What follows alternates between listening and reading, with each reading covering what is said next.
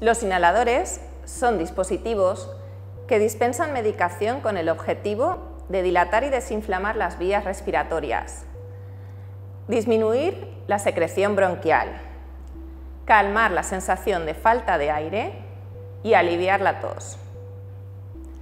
Aplicar correctamente el inhalador garantiza que el fármaco llegue a los bronquios y cumpla su función.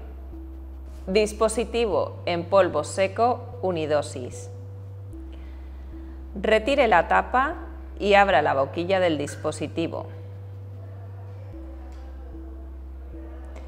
Extraiga una cápsula del blister.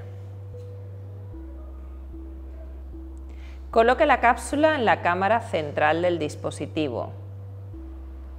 Cierre la boquilla. Tome la posición adecuada con la espalda erguida. Presione una sola vez hasta el fondo el perforador.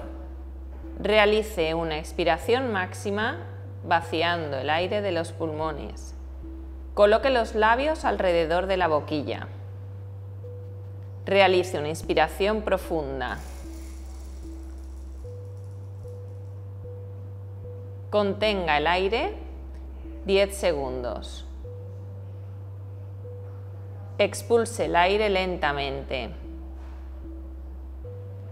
Abra la boquilla. Si queda fármaco en la cápsula, repetir el proceso. Retirar la cápsula de la cámara, cierre la boquilla, enjuáguese la boca con agua. Y recuerde los 5 pasos de la técnica inhalatoria.